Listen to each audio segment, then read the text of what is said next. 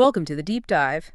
Today we're digging into some really fascinating ideas from an audio recording. Yeah, Ron W Rathbun teaching a student. Pretty amazing source. It really is. And we want to try and untangle, the relationship between the mind, the ego, intellect, and the heart. That hard concept, yeah. It's often used, but maybe not always understood in this context. Exactly. And explore how energy flows, how you might cultivate a sense of inner well-being, one that doesn't really depend on external stuff.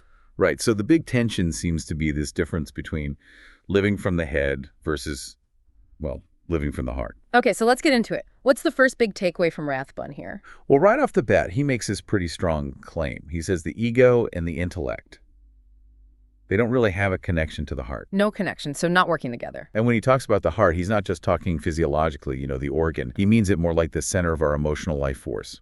Okay, so less thinking versus doing, more like thinking versus feeling. That's interesting. Yeah, and that leads to how energy moves.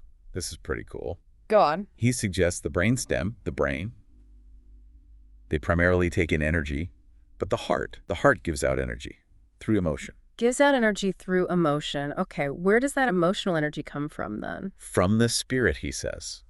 That's the primary source, the life force itself. So the brain uses chemical energy, obviously, but that's only a part of the picture. Exactly.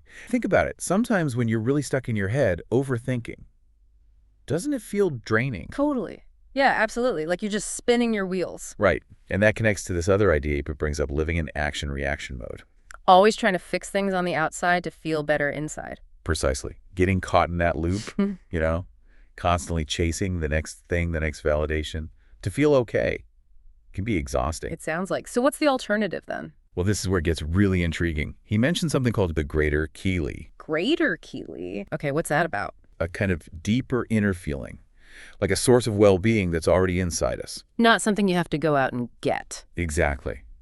The possibility is we can tap into it directly. Wow. Okay, that feels pretty radical, doesn't it? It really does. The idea that you can feel good just by being, not by doing or getting something. Yeah. I imagine that. The freedom of not constantly needing something external to validate you or make you feel whole. In a world that's always telling you need more achievements, more stuff.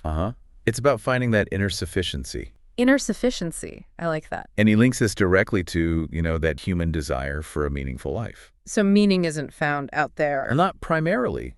It seems to arise more from experiencing and understanding our own inner world, our feelings.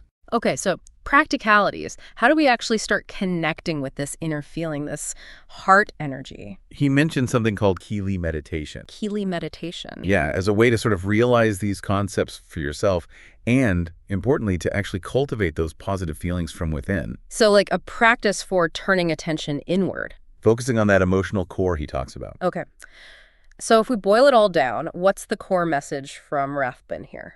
I think the main thing is a shift in focus, moving away from chasing external fixes and validation. Right.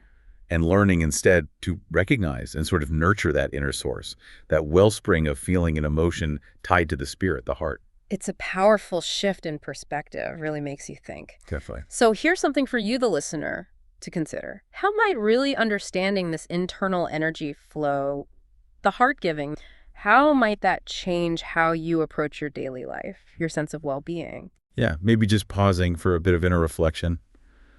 That could be the most valuable thing you do today. Great thought to end on. Thanks for diving deep with us.